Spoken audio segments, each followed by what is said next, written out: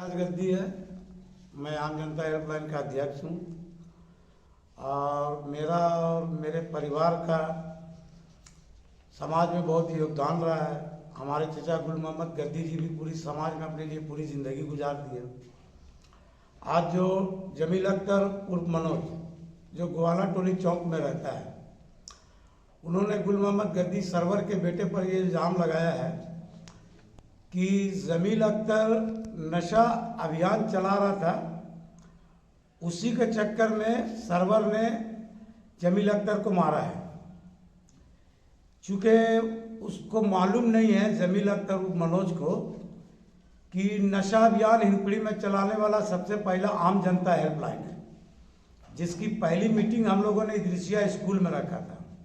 अब प्रशासन के लोग भी मौजूद थे और इस बंदे की जात का भी कहीं कोई पता नहीं है कि नशा अभियान में कहीं ये मुख्य रूप से रहा हो।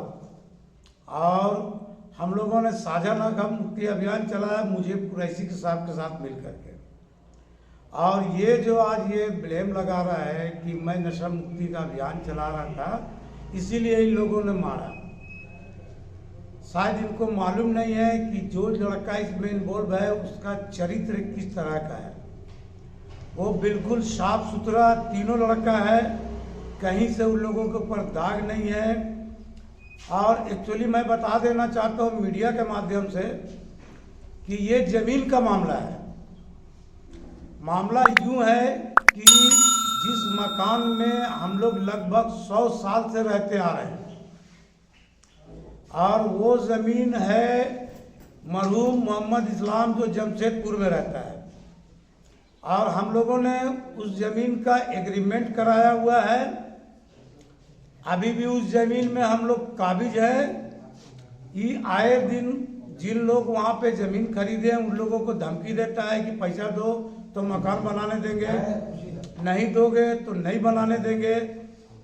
इसका मैंने इसके खिलाफ रंगदारी का केस कोर्ट में भी दायर किया हुआ है, और इस तरह का ये बहुत सा केस ऐसा भी किया है कि ज़मीन के मामलात में लेकर के कभी अपनी बहन को एसपी के यहाँ आधा कपड़ा में भेज देता है और लोगों से कहता है कि कुछ लोग जो सर्वर है और उसके साथ थे उन लोगों ने हमें पकड़ा, 2:30 बजे रात को हमारे घर में घुस गया, हमारा रेप करने का कोशिश किया, हमारे घर में घुस कर डकैती किया। उसकी मैं ये पर्ची आपको दिखा रहा हूँ जो हम लोगों के फेवर में जजमेंट मिला है और हम लोगों को बरी कर दिया गया है।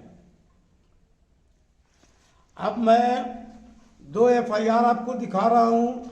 जो एक उसकी बहन जमील अख्तर की बहन ने किया था कि हमारे साथ यौन शोषण किया है और हमारा पैसा लूट लिया है और हमारा बलात्कार करने का कोशिश किया है। दूसरा FIR दिखा रहा हूँ जो उसकी जमील अख्तर की वाइफ ने किया था कि हमारे घर में घुस करके हमारा रेप करने का, बलात्कार करने का और पैसा लूट के और सोने की चैन लूट के ले गई। यही दोनों FIR के आधार पे जमील अख्तर ने भी हिंदपीढ़ी थाना में सेम वही चीज़ लिखवाया है जो हमारा सोने का चैन छीन लिया। FIR में लिखता है कि 14,300 रुपया लूटा है, जो वीडियो वायरल किया उसमें लिखा 1,400 कुछ रुपया है। तो ये सच्चाई कहाँ है?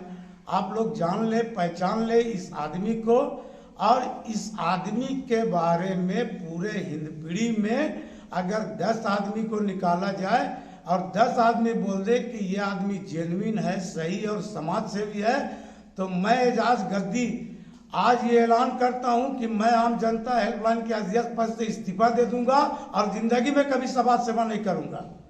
ये समाज सेवा काम करने का मुझे सिखाएगा, ये कल का लौंडा पैदा हुआ मुझे बताएगा कि समाज सेवी क्या होता है। मैं 14 साल से समाज सेवी कर रहा हूँ। आम जनता हेल्पलाइन 14 साल से लोगों की समाज सेवा कर रही है। झारखंड का कोई ऐसा प्रशासन या कोई भी नेता या कोई भी समाज सेवी जो एजाज गद्दी को नहीं जानता होगा। आज उनके परिवार के ऊपर इतना भद्र एलिगेशन लगाया गया है। बहुत दुख होता है ऐसे लोगों से कि समाज में ऐसे लोग बैठे हुए हैं जो गंदगी फैलाते हैं, जमीन माफिया बने हुए हैं, जमीन के लिए किसी की भी अपनी माँ बहन तक का इस्तेमाल कर रहे हैं। मैं प्रशासन से गुजारिश करता हूँ कि ऐसे लोगों को चिन्हित करे और निकाले और सख्त से सख्त कार्रवाई करे, चाहे वो लेडीज हो या जेंट्स हो। ये टोटल जमीन का मामला, एक जमीन है ग्वाला टोली में जिस पर हम लोग पूरा परिवार रहते हैं। गुल मोहम्मद गद्दी साहब के परिवार है, नूर मोहम्मद गद्दी साहब के परिवार है, मेरे छोटे चाचा मोहम्मद मुस्तफ़ा साहब के साथ रहते हैं, एक बबलू नाम करके आदमी है वो भी खरीदे वो भी रहते हैं, एक चुटरी नाम करके लेडीज थी जो इंतकाल कर गया, आज उनका बेटा लोग रहता है, सरवर जो है गुल मोहम्मद गद्दी का लड़का वो उस मकान में काबिज भी रहता है। और हम लोगों ने ये ज़मीन इस्लाम से खरीदी है जिसका मैं म्यूटेशन डीड अब तत्काल की रसीद आपको दे सकता हूँ। फिर ये रंगदारी नहीं है तो क्या है, मैं मकान बनाऊँ तो 1 लाख रुपया दूँ, क्यों दूँ? ये गुंडा है, रंगदार है, डकैत है, क्या है? हम लोग समाज सेवी हैं, टाउन में किसी तरह का कोई बात नहीं करना चाहते हैं, इसलिए हम लोगों ने प्रशासन की मदद ली है। सारा डॉक्यूमेंट प्रशासन को जमा कर दिया गया है। प्रशासन से गुजारिश है कि अपने स्तर से इसकी पूरी जांच कर ले। अगर हमारे बच्चे लोग दोषी हैं तो मैं थाना में खुद ले जाके जमा कर दूंगा।